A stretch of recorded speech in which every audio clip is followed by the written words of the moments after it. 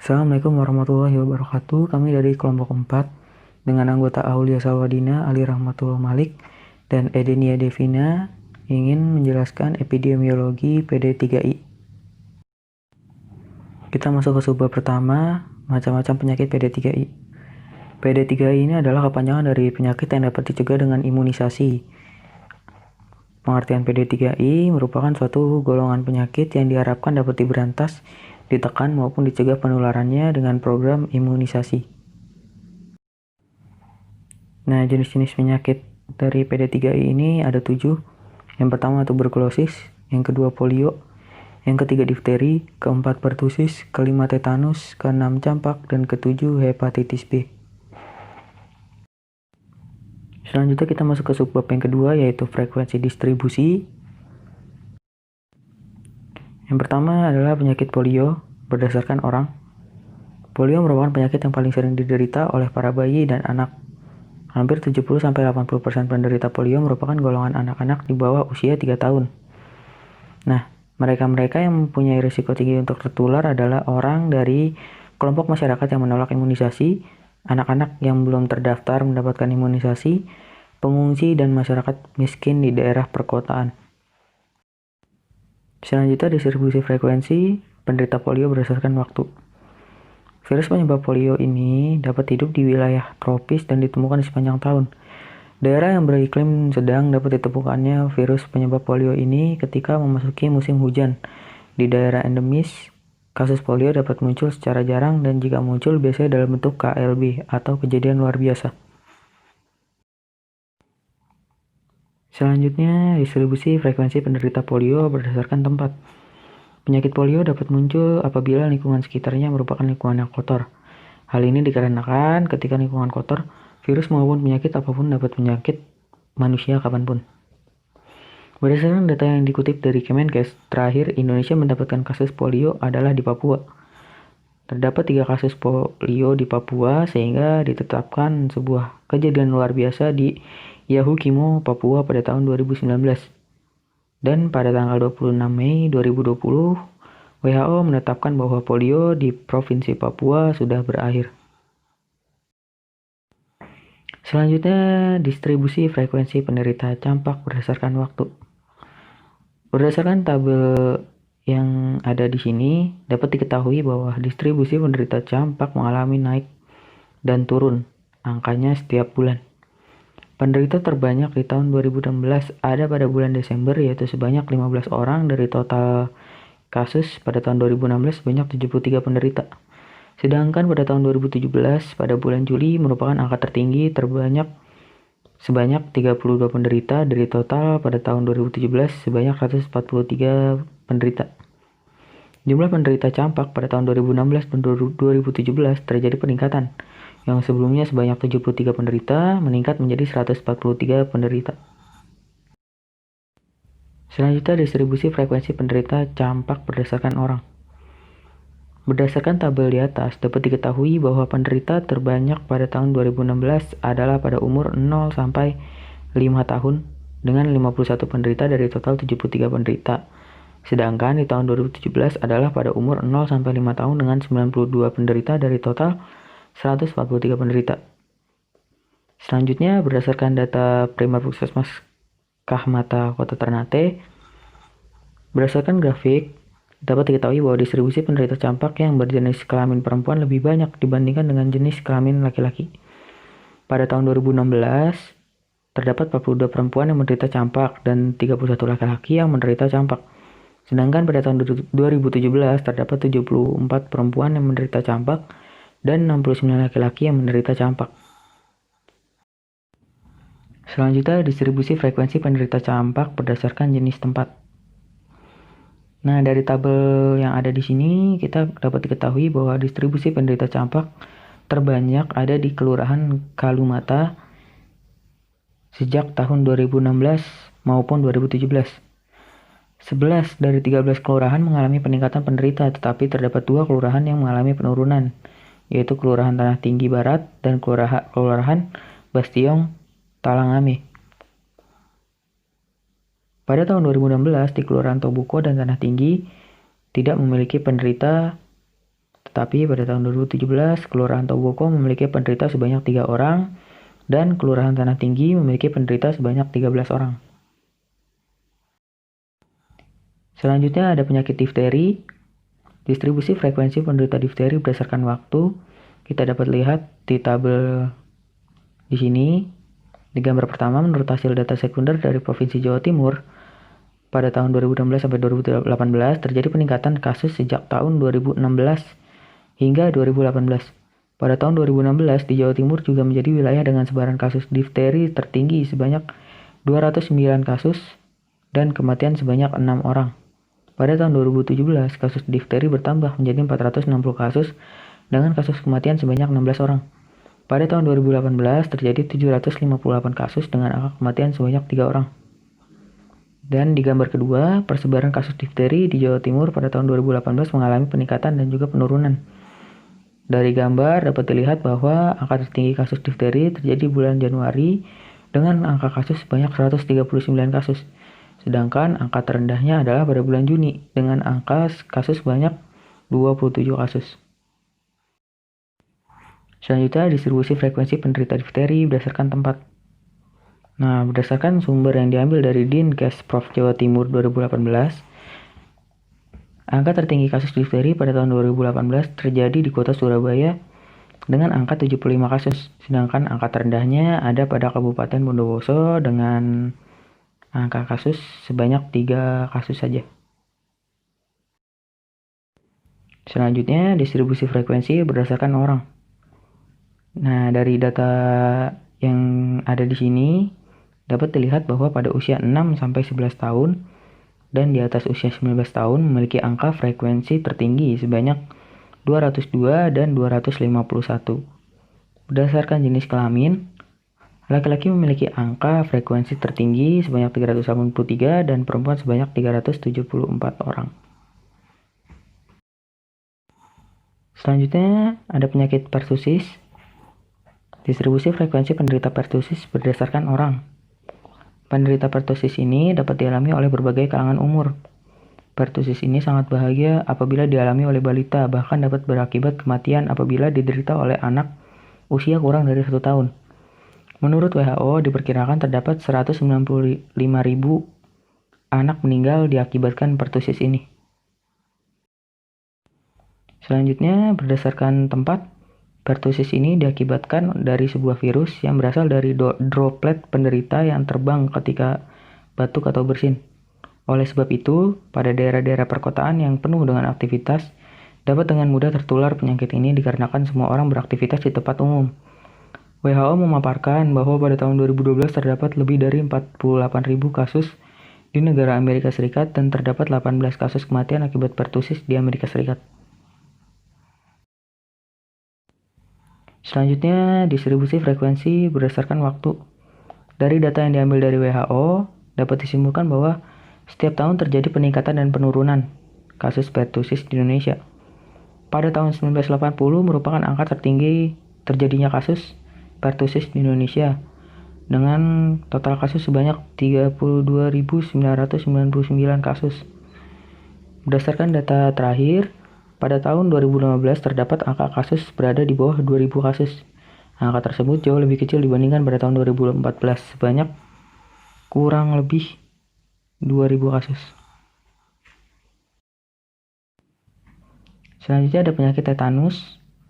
Distribusi frekuensi penderita tetanus berdasarkan waktu. Dari data yang diambil dari RSUP Profesor Dr.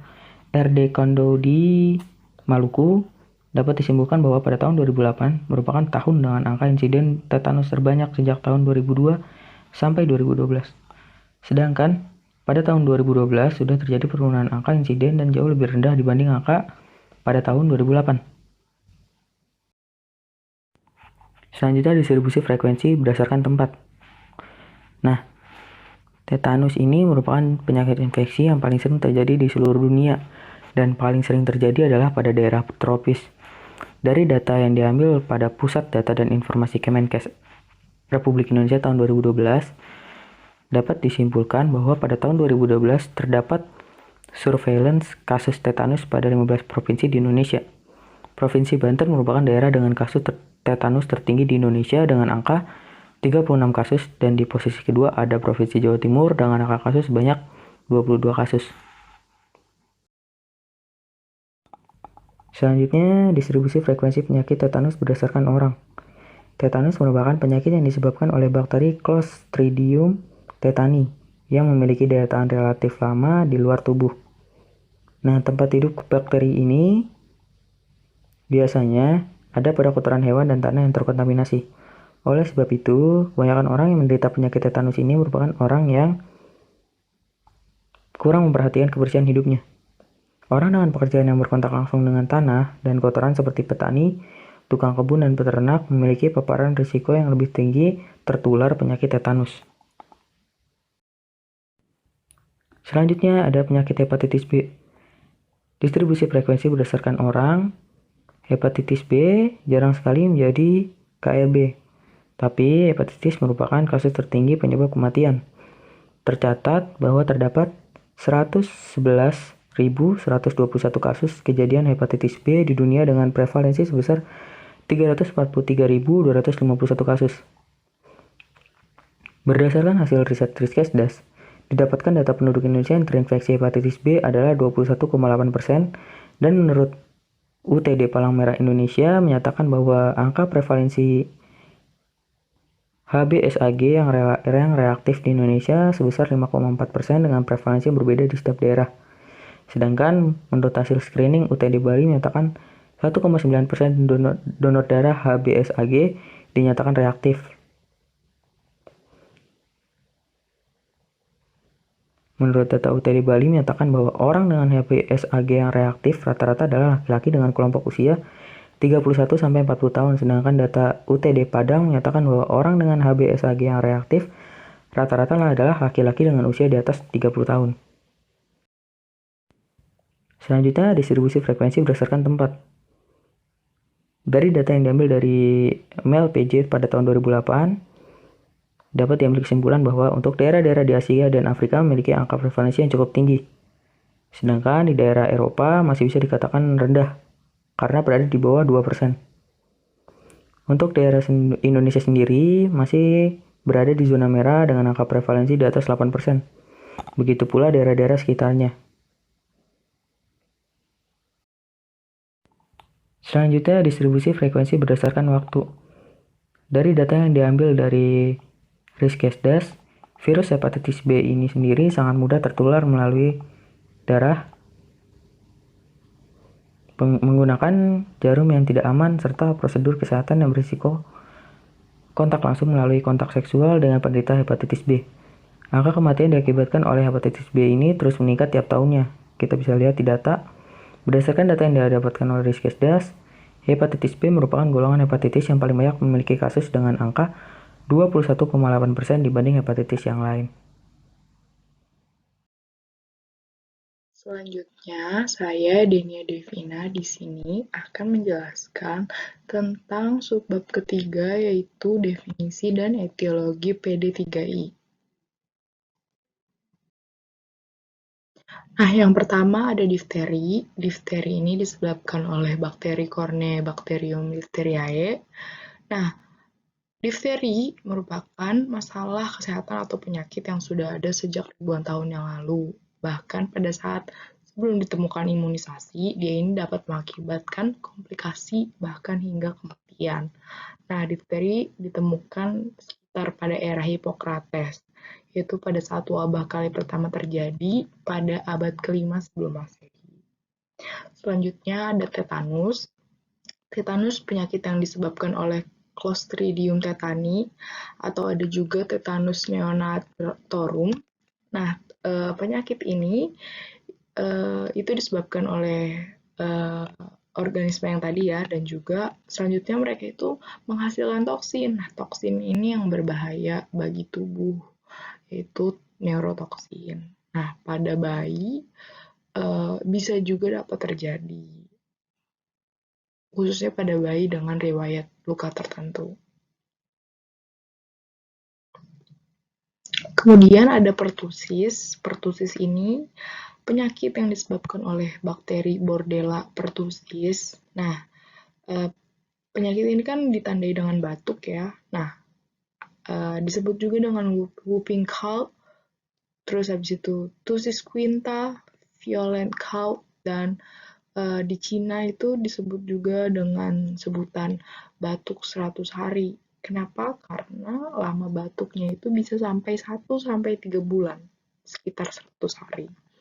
Kemudian sama, pertussis ini juga menghasilkan toksin. Toksinnya ini dia merusak saluran epitel pernafasan. Nah, terus memberikan efek sistemik seperti batuk yang khas, disertai bunyi dan juga tanda sulit bernafas, gejala sulit bernafas. Lanjut, ada polio. Polio ini penyakit pada susunan syaraf pusat. Nah, ada 3 tipe virus polio, ada tipe 1, tipe 2, dan tipe 3. Umumnya menyerang anak-anak di bawah umur 15 tahun dan juga dapat menyebabkan komplikasi hingga lumpuh layu atau acute flaccid paralysis. Selanjutnya ada campak. Campak ini merupakan penyakit yang disebabkan oleh virus. Virusnya disebut dengan virus Measles atau Myxovirus viridae Measles. Nah, awalnya ini disebarkan oleh bersin atau batuk ya, droplet gitu.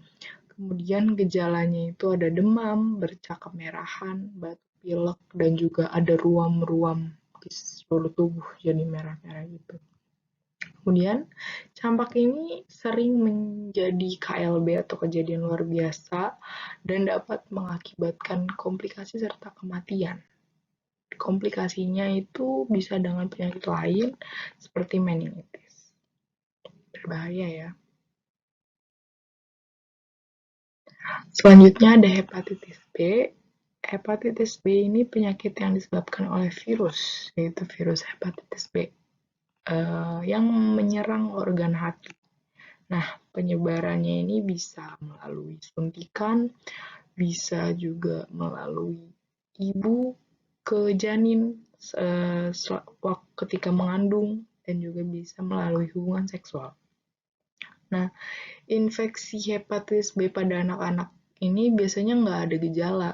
Kalaupun ada cuma gejala ringan seperti gangguan pada perut, terus jadi dia lemah, gitu, dan juga urinnya menjadi kuning. Nah, penyakit ini bisa menjadi sirosis dan dapat menimbulkan komplikasi yang kronis. Seperti itu. Selanjutnya, kita masuk ke subbab keempat, yaitu patofisiologi dan faktor risiko penyakit PD3I. Nah, pertama kita masuk ke difteri. Tadi sudah dijelaskan kalau difteri ini disebabkan oleh bakteri Corynebacterium ya, difteria. Terus dia pada sel epitel mukosa, terus bakteri ini melepaskan toksin, eksotoksin, dan dari endosomnya itu menyebabkan reaksi inflamasi lokal yang diikuti dengan pengerusakan jaringan dan nekrosis. Jadi, toksinnya itu dia menyebabkan kerusakan pada jaringan. Dan juga penularannya ini dapat terjadi melalui kontak fisik dan pernafasan. Gejala yang sering timbul ketika seseorang mengalami difteri adalah radang tenggorokan, hilang nafsu makan, demam, kemudian ada timbul selaput putih kebiru-biruan pada tenggorokan dan tonsil, dan juga gangguan pernafasan. Nah, faktor apa aja sih yang menjadi faktor resiko terjadinya difteri? Yang pertama, usia. Semakin muda seseorang, misalnya kayak bayi, dia rentan. Kenapa? Karena imunnya masih rendah. Apalagi kalau misalnya dia belum dapat imunisasi. Gitu. Jadi mudah terserang penyakit. Kemudian ada keadaan imunokompromis. Itu seperti seseorang yang menyerang imunnya sendiri. Nah, karena dia imunnya menyerang dirinya sendiri, mudah juga terkena penyakit difteri, seperti itu.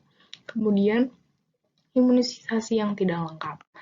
Ini seperti yang pertama juga, jadi kalau seseorang dapat imunisasi tidak lengkap, pastinya penyakit-penyakit yang seharusnya tidak muncul karena dapat muncul karena dia tidak mendapat imunisasi yang lengkap.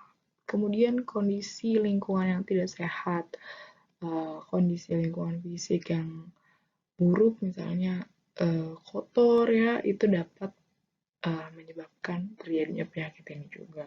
Terus infrastruktur layanan kesehatan, tentu misalnya dia daerahnya di pelosok jauh, infrastrukturnya kurang memadai, pasti akan berpengaruh kepada dapat menjadi faktor predisposisi. Karena kalau infrastruktur layanan kesehatannya tidak memadai, bisa jadi imunisasinya tidak lengkap atau sebagainya dan sebagainya. Kemudian bisa juga karena perjalanan ke daerah yang sedang endemik difteri atau terjadi wabah difteri. Ya, berikut yang tadi saya jelaskan adalah faktor predisposisi dari penyakit difteri. Kemudian lanjut ke tetanus. Tetanus ini patofisiologinya dimulai dari masuknya spora bakteri ya, bakteri Clostridium tetani. Nah, melalui luka. Lukanya itu sebagai jalan masuk atau port di entry. Kemudian lukanya ini misalnya kayak luka tusuk seperti itu ya, pada jaringan nekrotik dan dia terinfeksi, itu merupakan luka yang sangat rentan untuk menimbulkan tetanus, penyakit tetanus. Nah, pada luka-luka tersebut tercipta kondisi anaerob atau tanpa oksigen yang kemudian menjadi lingkungan yang optimal bagi germinasi atau pertumbuhan spora-spora tadi, berubah menjadi bentuk vegetatifnya, kemudian bermultiplikasi menjadi banyak. Nah, pada proses tersebutlah bakteri-bakteri tadi akan menciptakan toksin. Ada dua jenis, yaitu tetanus plasmin dan tetanolisin. Nah, toksin-toksin ini yang sangat berbahaya bagi tubuh. Nah, apa aja faktor risiko dari infeksi tetanus? Ada beberapa. Di antaranya yang pertama pasti menjalani imunisasi yang tidak lengkap. Bisa jadi seseorang ternyata tidak mendapatkan imunisasi tetanus, tentunya dia beresiko akan terinfeksi tetanus. Kemudian sistem kekebalan tubuh yang lemah. Mungkin beberapa orang punya sistem kekebalan tubuh yang sangat lemah, jadi walaupun dia diimunisasi, tetanus tetap dapat beresiko menginfeksi dirinya. Kemudian ada juga benda asing yang menyebabkan luka, seperti paku berkarat terus keinjak sama kita, atau seperti itu. Makanya perlu diperhatikan dan kita harus hati-hati ya dalam beraktivitas. Kemudian ada juga yang terakhir adalah luka yang tidak segera dibersihkan. Nah, kadang kita kan terluka, tergores, lecet. Nah, itu harus segera dibersihkan, harus segera diobati. Kalau tidak, dapat menyebabkan masuknya spora bakteri tetanus ke dalam tubuh dan tentunya akan beresiko terinfeksi tetanus juga. Seperti itu. Kemudian ada pertusis. Pertusis ini patofisiologinya dimulai dan diakibatkan oleh toksin. Sama seperti yang tadi juga. Kalau yang ini oleh bakteri Bordella pertussis, nah toksinnya itu ada dua juga, yaitu ada limfositosis dan juga leukositosis. Nah, awalnya kalau pertussis, port di entry-nya ini adalah infeksi saluran pernapasan mukosa atas. Nah, setelah ada infeksi, setelah terhirup, Bakteri pertusis kemudian menempel pada sel epitel atau sel mukosa superficial dan nasofaring, kemudian mengeluarkan beberapa jenis protein adesin seperti ada yang disebut dengan FHA. Nah, di tempat ini bakteri kemudian bermultiplikasi dan memproduksi berbagai macam toksin lagi dan merusak sel-sel lokal yang ada di saluran pernafasan tersebut. Seperti itu. Kemudian faktor resikonya, siapa aja yang dapat terkena pertusis? Sejujurnya, menurut fakta semua kelompok usia dapat terkena pertusis, tetapi yang sering ditemukan kasusnya adalah bayi atau balita. Nah, kemudian kenapa setiap kelompok umur bisa? Karena orang yang tinggal di rumah yang sama dengan penderita pertusis lebih mungkin terjangkit atau lebih beresiko. Kemudian imunisasi yang tidak lengkap pada seseorang juga dapat beresiko. Kemudian orang yang sudah pernah terkena pertusis juga dapat kembali terjangkit atau terkena pertusis. Sekian faktor resiko dari penyakit pertusis. Kemudian kita masuk kepada penyakit campak. Nah, penyakit campak itu bagaimana sih patofisiologinya? Jadi, penyebaran infeksi campak itu terjadi mulai dari terhirupnya droplet di udara yang berasal dari penderita campak lain. Kemudian, virus ini masuknya melalui saluran pernafasan. Kurang lebih sama seperti pertusis tadi, melalui saluran pernafasan. Kemudian melekat juga di sel-sel epitel saluran pernafasan. Kemudian, setelah dia melekat, dia mulai bereplikasi juga. Dan juga menyebar ke kelenjar-kelenjar. Salah satunya kelenjar limfe regional. Setelah menyebar, terjadi viremia primer, disusul dengan multiplikasi virus di sistem retikuloendotelial di limpa. Jadi, virusnya menyebar ya, bermultiplikasi terus-terus di organ-organ lain, seperti di limpa, hati, dan kelenjar limfe.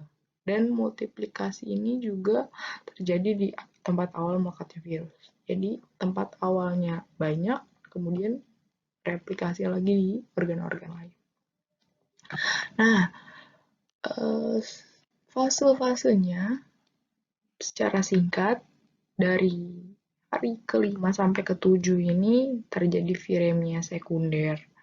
Jadi menyebar di seluruh tubuh, terutama di kulit dan saluran pernafasan. Kemudian hingga hari ke-11 sampai 14, ini virus menyebar sampai ke darah dan juga saluran pernafasan juga dan organ-organ tubuh lain. Nah, misalnya sudah mulai sembuh, sudah mulai mereda 2-3 hari setelahnya ini virus mulai berkurang. Itu apabila dibantu dengan imun tubuh yang kuat gitu ya. Namun selama infeksi, virus ini terus bereplikasi dalam sel-sel. Seperti itu. Lanjut kita ke faktor resiko dari campak. Apa aja? Beberapa di antaranya. Yang pertama, usia muda. Nah, anak-anak, balita atau bayi, terutama yang di usianya masih di bawah 1 tahun ini sangat rentan sekali terkena campak. Oleh sebab itu, dibutuhkan imunisasi dasar yang lengkap. Nah, kemudian ada penderita malnutrisi ya, orang-orang yang kekurangan gizi ini sangat beresiko terkena campak karena mungkin dia kekurangan gizi, jadi imun tubuhnya lemah. Seperti orang-orang dengan marasmus atau kwashiorkor. Jadi pastikan bahwa kita mengkonsumsi gizi yang seimbang. Oke. Kemudian ada juga faktor risikonya adalah lingkungan, yaitu pada pemukiman padat yang lingkungan fisiknya kotor dan tidak layak ditinggal gitu ya. Campak bisa beresiko timbul di sana. Yang terakhir ada gangguan imunitas. Nah, ini seperti yang tadi yang sudah dijelaskan, jadi individunya ini sudah misalnya terinfeksi HIV, defisiensi vitamin seperti itu, dan juga misalnya imunnya menyerang dirinya sendiri. Nah, itu dapat beresiko juga terkena penyakit. Kemudian kita masuk ke polio atau poliomyelitis. Patofisiologinya kita mulai dari jalur masuk atau port di entry melalui saluran pernafasan ya atau mulut, kemudian menginfeksi sel pertama yang ditemuinya yaitu faring dan mukosa saluran cerna. Nah, pada fase pertama virusnya masuk berikatan dengan immunoglobulin-like receptor, kemudian atau yang dikenal sebagai reseptor folio atau ada sebutannya itu CD155 pada membran selnya. Di fase 2 dia sudah mulai di dalam sel-sel cerna bertahan sekitar seminggu. Kemudian menyebar ke organ lain seperti tonsil, jaringan limfoid, saluran cerna dan kelenjar limfa mesentrik dan servikal, dan terus berkembang biak atau bermultiplikasi. Nah, pada fase 3 dia mulai masuk ke dalam aliran darah dan bertahan, berkembang biak dalam darah dan kelenjar limfe pada waktu yang lama, hingga bahkan 17 minggu. Berbulan-bulan ya. Selanjutnya, faktor risiko. Menurut Kemenkes, ada beberapa faktor risiko dari kejadian penyakit polio. Yang pertama, data cakupan imunisasi polio di tingkat puskesmas desa terjangkit dan desa sekitar beresiko selama 3-5 tahun terakhir, serta tata laksana rantai dingin vaksin. Jadi, menurut Kemenkes yang pertama adalah faktor risikonya, kita harus tahu datanya dulu. Datanya seperti apa. Yang kemudian frekuensi pelayanan imunisasi masyarakat setempat. Ya, ini bisa jadi fasilitas imunisasinya dan imunisasi lengkapnya seperti apa. Ini menjadi faktor risiko dari polio.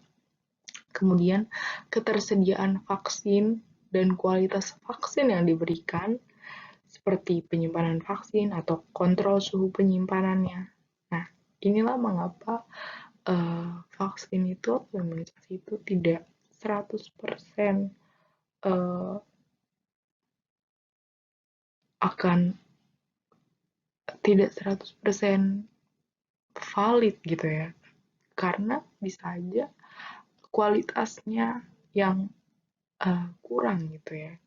Tidak sempurna gitu, seperti mungkin salah penyimpanan, kontrol suhunya salah, dan itu bisa menyebabkan kualitasnya menurun dan akhirnya tidak efektif. Kemudian di daerah kumuh atau padat dan daerah pengungsi, ini lebih kepada lingkungannya, lingkungan fisiknya jelek itu atau tidak baik, itu menjadi faktor resiko, salah satu faktor resiko polio. Kemudian ada mobilitas penduduk. Nah, sama seperti yang tadi, faktor risikonya mungkin penduduk atau beberapa orang atau orang yang terkena ini dia berjalan-jalan ke daerah wabah atau daerah endemis polio, sehingga akhirnya membawa penyakit ini ke daerah lain yang akan menjadi faktor risiko, salah satu faktor risikonya. Kemudian ada juga yang terakhir adalah kontak pada anak usia kurang dari 5 tahun berinteraksi dengan teman sepermainan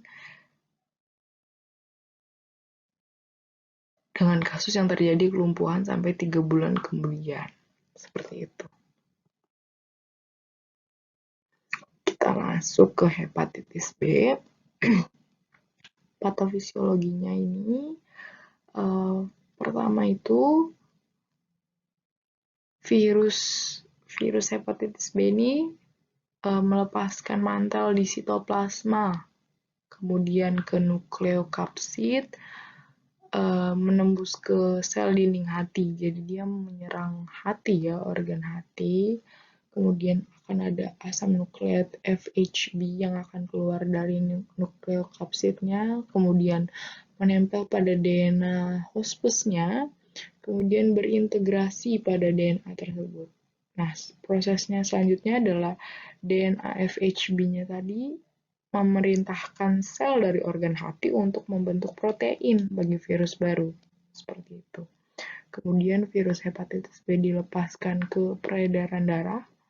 Kemudian terjadi mekanisme kerusakan hati yang kronis dan menyebabkan disebabkan karena adanya respon imunologik terhadap infeksi. Nah, sel hati manusia ini merupakan target bagi virus hepatitis B. Virus ini melekat pada reseptor spesifik yang ada di sel hati atau hepar, kemudian mempenetrasi dan ke dalam sitoplasma sel hepar. Jadi dia masuk ke dalam sel. Nah, faktor risiko dari penyakit hepatitis B ini ada beberapa. Yang pertama itu kurang bersih, kurang menjaga kebersihan, seperti tidak mencuci tangan, jarang mencuci tangan, tidak rajin, khususnya sebelum makan. Gitu. Jadi banyak kuman-kuman yang ada di tangan. Kemudian mengkonsumsi makanan yang terkontaminasi virus hepatitis atau makanan yang tidak dimasak dengan matang. Maka dari itu penting untuk memasak makanan hingga matang, tidak setengah matang ataupun mentah, ya. Dan makanannya dipastikan di tempat atau di wadah yang tertutup sehingga tidak ada organisme yang dapat menempel, organisme dari udara yang menempel ke makanan. Kemudian yang ketiga, berbagi penggunaan barang pribadi atau jarum suntik dengan orang lain. Tidak dibolehkan karena jarum suntik seharusnya hanya dipakai sekali pada satu orang. Tidak dapat dipakai berulang, apalagi pada orang yang berbeda. Kemudian melakukan hubungan seks tanpa kondom dengan penderita hepatitis akibat infeksi virus. Ya, jadi hubungan seksual juga dapat jadi faktor resiko ya. Kemudian ada penyakit infeksi akut dan kronis, memiliki riwayat penyakit ya. Sebelumnya dia punya riwayat penyakit infeksi akut dan kronis. Ini dapat menjadi faktor resiko. Orang tersebut rentan. Kemudian ada juga memiliki riwayat penyakit autoimun, sangat rentan. Kemudian memiliki riwayat hepatitis dalam keluarga. Keluarganya ada yang terkena hepatitis. Dia bisa jadi dapat terkena hepatitis juga. Karena juga mungkin dipengaruhi faktor lain seperti tadi penggunaan barang pribadi secara bersama. Gitu. Yang terakhir ada sering menerima transfusi darah, terutama apabila darah yang didonorkannya ini tidak difilter ya, atau tidak melalui pemeriksaan yang ketat, atau alat yang digunakan untuk transfusi darahnya ini tidak bersih. Jadi sangat beresiko terkena hepatitis. Selanjutnya, saya Aulia Sawadina akan menjelaskan subbab 5 mengenai pengendalian dan pencegahan PD3I. Pertama, pengendalian PD3I berdasarkan Kemenkes nomor 1611 tahun 2005 tentang pedoman penyelenggaraan imunisasi ada tujuan umumnya, yaitu turunnya angka kesakitan, kecacatan, dan kematian akibat penyakit yang dapat dicegah dengan imunisasi. Selanjutnya ada tujuan khususnya, yaitu tercapainya target Universal Child Immunization atau UCI, yaitu cakupan imunisasi lengkap minimal 80% secara merata pada bayi di 100% desa atau kelurahan. Tujuan khusus selanjutnya adalah tercapainya eliminasi tetanus maternal dan neonatal di mana hanya terjadi insiden di bawah 1 per 1000 kelahiran hidup dalam 1 tahun di tingkat kabupaten atau kota.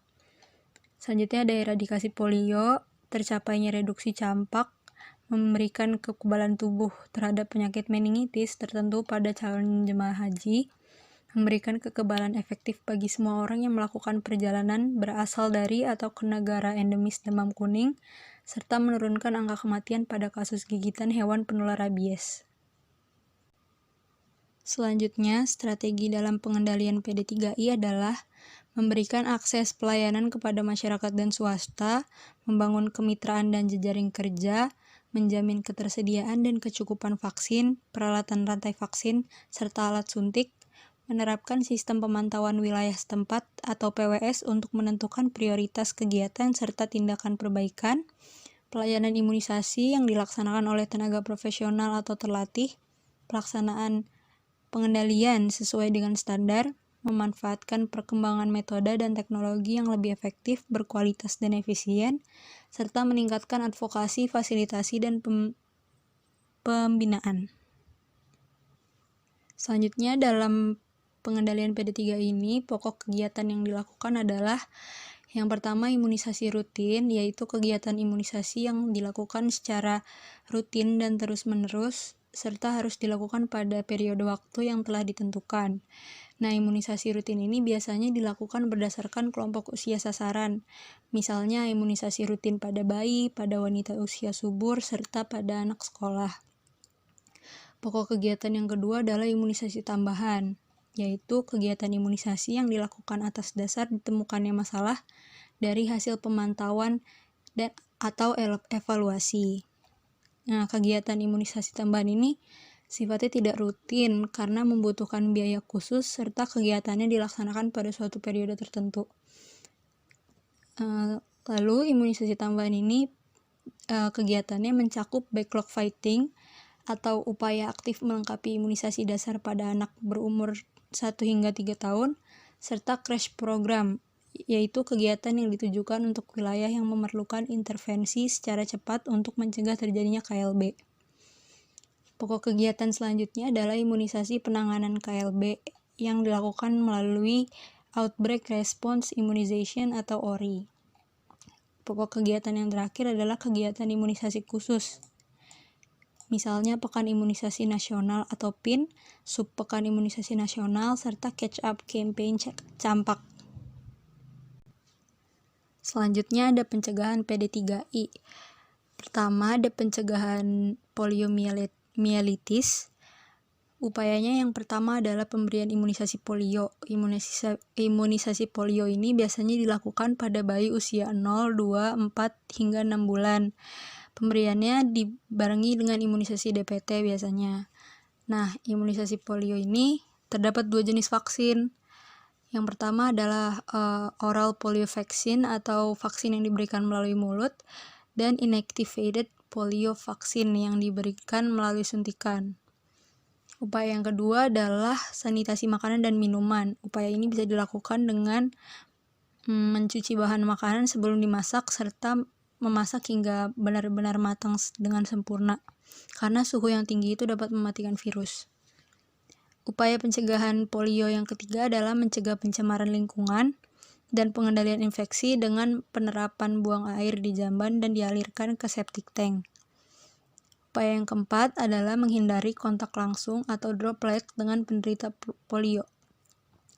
Upaya yang kelima adalah membiasakan pola hidup sehat yang dapat dilakukan dengan olahraga, konsumsi makanan kaya nutrisi, serta mendapatkan waktu istirahat yang cukup. Selanjutnya ada pencegahan difteri. Pencegahan difteri berbasis komunitas yang paling efektif itu melalui imunisasi aktif.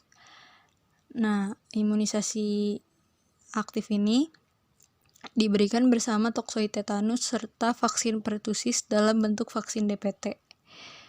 Imunisasi ini diberikan secara intramuskular sejak usia bayi 2 bulan dengan selang waktu 4 minggu. Vaksin ini itu diberikan 5 kali. Yang pertama DPT-1 itu pada usia 2 hingga 4 bulan, DPT-2 pada bayi usia 3 hingga 5 bulan, DPT-3 pada usia 4 hingga 6 bulan, DPT-4 pada usia 1 tahun setelah DPT-3. yaitu usia 18 hingga 24 bulan, dan DPT-5 pada usia anak sekolah, yaitu sekitar usia 5 hingga 7 tahun. Upaya pencegahan difteri yang kedua adalah dengan menghindari daerah wabah difteri, atau jika bepergian dari atau ke daerah wabah difteri, maka dianjurkan untuk menggunakan APD seperti masker, sarung tangan, dan lain-lain. Pencegahan selanjutnya adalah menjaga sanitasi. Upaya yang dapat dilakukan dalam menjaga sanitasi adalah dengan rajin mencuci tangan. Selanjutnya, pencegahan penyakit pertusis dapat dilakukan dengan pemberian imunisasi dengan vaksin DPT, menghindari kontak langsung dengan penderita pertusis, menggunakan masker saat keluar rumah guna menghindari asap polusi, serta pemenuhan kebutuhan gizi anak untuk meningkatkan kekebalan tubuh secara alami. Selanjutnya, ada pencegahan tetanus yang terdiri dari 3 aspek. Aspek pertama adalah imunisasi aktif. Salah satu pencegahan tetanus yang paling efektif adalah dengan pemberian toksoid tetanus yang punya 2 jenis, yaitu adsorbed atau aluminium salt precipitated toxoid serta fluid toxoid. Nah, imunisasi tetanus pada anak-anak biasanya diberikan sebagai bagian dari vaksin DPT. Namun, tetanus juga sangat berisiko menjangkit ibu hamil atau bersalin serta bayi yang baru dilahirkan. Hal ini disebut dengan peristiwa tetanus neonatorum yang biasanya terjadi akibat kegiatan persalinan sesar atau pemotongan tali pusar. Oleh karena itu, imunisasi toksoid tetanus juga diberikan kepada kelompok wanita usia subur. Selanjutnya, aspek pencegahan tetanus yang kedua adalah perawatan luka. Hal ini terutama dilakukan pada luka tusuk, luka kotor, dan lain-lain dengan tujuan untuk mencegah luka tercemar dengan spora tetanus. Aspek yang ketiga adalah pemberian ATS dan HTIG profilaksis yang dilakukan dengan tujuan menetralisasi toksin tetanus dan hanya dilakukan pada luka tertentu, seperti luka terkontaminasi dengan tanah, feses, dan air liur, luka tertusuk, luka tembak, kecelakaan yang mengakibatkan luka terbuka, luka bakar, serta frostbite pada seseorang yang belum pernah memperoleh vaksin tetanus atau riwayat vaksinasinya tidak diketahui. Selanjutnya ada pencegahan campak atau morbili. Upaya yang pertama dapat dilakukan dengan pemberian vaksin campak dan MMR atau measles, mumps, dan rubella. Imunisasi ini tidak dianjurkan pada ibu hamil, anak dengan imunodefisiensi primer, pasien tuberkulosis yang tidak diobati, pasien kanker atau transplantasi organ, serta pengobatan imunosupresif jangka panjang atau anak imunocompromised yang terinfeksi HIV. Upaya selanjutnya adalah dengan menghindari kontak langsung dengan penderita campak. Selanjutnya adalah meningkatkan daya tahan tubuh yang dapat dilakukan dengan pemberian asupan gizi seimbang serta pemberian vitamin yang cukup. Upaya pencegahan selanjutnya adalah dengan menjaga sanitasi tubuh serta beristirahat dengan cukup. Selanjutnya ada pencegahan hepatitis B. Upaya yang dapat dilakukan adalah dengan pemberian kekebalan melalui imunisasi hepatitis B, baik imunisasi pasif maupun aktif. Vaksin hepatitis B ini ada misalnya Recombivax HB, Comvax, serta Engerix B, yaitu vaksin yang dibuat dari virus yang tidak aktif dan dapat diberikan 3 atau 4 kali dalam waktu 6 bulan. Selanjutnya adalah dengan menjaga sanitasi diri yang dapat dilakukan dengan mencuci tangan sebelum serta sesudah beraktivitas. Selain itu bisa juga dilakukan dengan tidak menyentuh sampah, serta mencuci makanan yang siap dimakan seperti buah-buahan. Selanjutnya, pencegahan hepatitis B dapat dilakukan dengan menghindari faktor risiko, misalnya menghindari penggunaan jarum suntik, jarum tindik, tato, donor darah, segala yang menggunakan jarum secara bergantian gitu. Selanjutnya, lalu tidak saling bertukar barang pribadi seperti baju, alat cukur, sisir, dan lain-lain. Upaya pencegahan hepatitis selanjutnya adalah melakukan hubungan intim secara aman, yaitu dengan tidak berganti pasangan serta menggunakan pengaman. Terima kasih.